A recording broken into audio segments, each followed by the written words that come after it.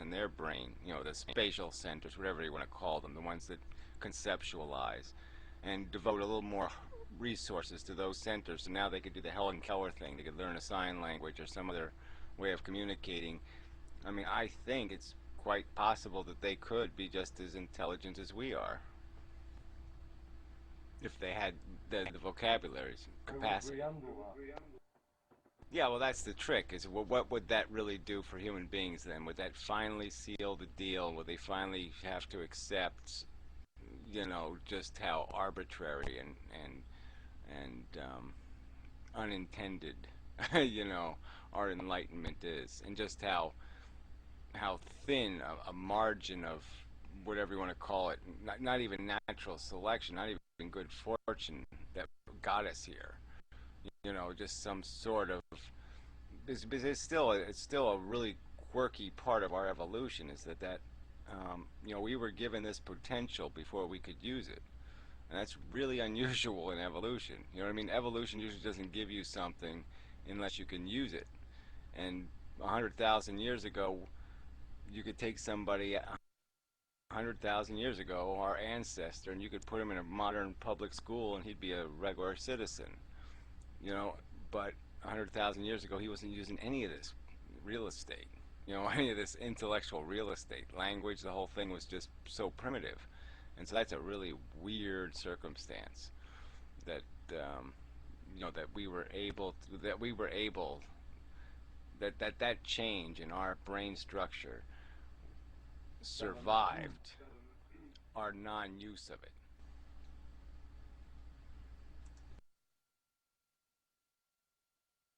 That's not arguable. That we got our intelligence for problem solving and capacity was Yeah, well, the point is, it's a completely language-focused intelligence. It's all about, what makes us truly intelligent is the storage of information. So it's language is the game, and it's having enough words to create a conceptual language that makes it all. The rest of it's just going to fall into place once you're there. And Remy says, how do I know that? And, well, they kind of know it from the genetics. I mean, they can go back genetically and they can find the markers in these North African tribal people, and they're living basically the same life they were living 40 or 50,000 years ago. And very limited vocabulary. Really, really crude. But if you educate them, they're just as capable as we are. So you can take these real primitive tribal people, been living the same life for longer than civilization's been around, and they have the potential. It's not like they're retarded. It's not like they're physically different. It's just that and they can just see from the artifacts that their lifestyle hasn't changed. So there's every reason to believe their brain hasn't changed. But yeah, I guess they don't know it. I mean, I don't. You have to bend to some sort of scientist here and there. I don't know what they can deduce based on size of the skull and all this other kind of crap about how much change there's been in the last 100,000 years. But yeah, you can have the argument about when it happened. I mean, that's where it gets tricky because the minimum is 40,000 years ago. The maximum is something like 250,000 years ago. So somewhere in that time period is where we became more language capable. I'm just interested. Are you implying some kind of something as you put it, phantasmagorical or whatever, by the fact that our capacity seems to outstrip the necessity of nature? No, I'm just implying that instead of thinking about it as this, like we incrementally grew this thing and that we earned it over time and that natural selection tested it at every stage, that no, the whole thing was given to us in one big huge lump. Okay, like, we went from being incapable of language to being capable of language. And, enough words. The key thing is that enough words thing. And that that changed the whole. Yeah, that just opened up this huge potential. But at the same time, we were only, the only difference it was making in our life is that humans went from using bones, I mean rocks in the tips of arrows, to using bone in the tip of the arrow. So they would gotten a little tiny bit smarter, but it was such a tiny bit that you'd almost say, well, why was that enough of a difference? But yeah, I mean, any amount is probably enough. And then the fact that they spread, they migrated, so there was nothing in their way. There was no base population to annihilate them. So that probably had something to do with it too, and their adaptability because of that, higher intelligence, that incrementally higher, but very tiny but you go to the difference. I mean, the difference between, an African tribe 150,000 years ago, let's say, and the first migrants to Australia.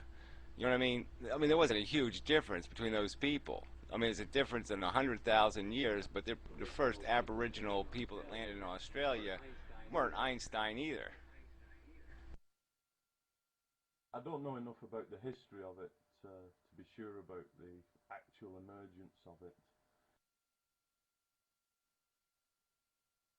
I think Yeah, I'm this just might mostly lead on going to based on this. Go ahead. yeah, I was just wondering. It kind of leads on to this whole uh, IQ business. Uh, just wondering about your ideas on. And I think you're a big animal rights person, but so might be a simple question, but given if we give speech to monkeys and apes, uh, what kind of rights would they assume in society? Uh,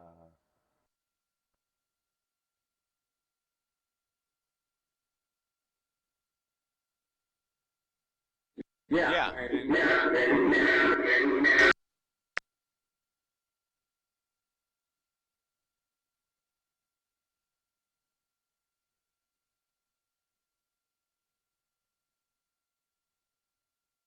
get that okay? whose mic was open? That was really. Is that you again, Bandit? God damn it. Fucker. That's the point I wanted to make. Yeah, well, yeah. The interesting question would be how much rights would we give a retarded ape? You know what I mean? Like after we got the other apes to talk, but they were still retarded apes. What would we do to them? Would they really be third or fourth class citizens? I mean, I think the obvious answer is anything they can articulate and say, I would like to have some civil rights, please. I mean, as soon as they can raise their hand and utter that sentence, you're fucked. I mean, you got to give it to them, right? I mean, you can't, that's about all it takes. That's about the only IQ test you have to pass is to say the words. I want some civil rights, please.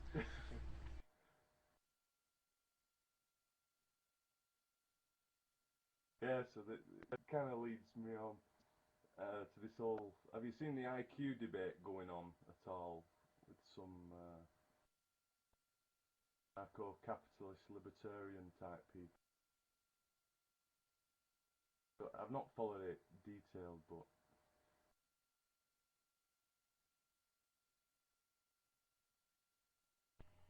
Yeah, no, I don't. What I IQ, haven't followed it at what all. IQ debate is that? What are you talking about? But I'm assuming it's some Darwinian bullshit that somehow, whatever, that we somehow evolve our intelligence, and it's really hard to argue that point. I mean, intelligent people aren't always successful people, either physically or in the real world, and so the two just don't go together necessarily. Um, you can find a million examples of it, where somebody being intelligent made them very useful to society, but didn't make them very useful for their own life and their own ends. So, it's almost like courage. It's going to be hard to um, genetically do much with that because they probably aren't going to breed as successfully. But anyway, yeah. So, but that whole argument, like I said, how much intelligence do you need is the bottom line. I mean, there's this point where it's not so much how much you know, it's what you know. And this idea of measuring intelligence. Well, what do you got to know? Okay, not to bash your neighbor over the head with a brick. Not to rape women. To wear deodorant once in a while. you know, yeah, say hello to old hacks when you see him down the street, and pet his cat. Like it's just not that fucking complicated. To be an intelligent, decent human. And look how many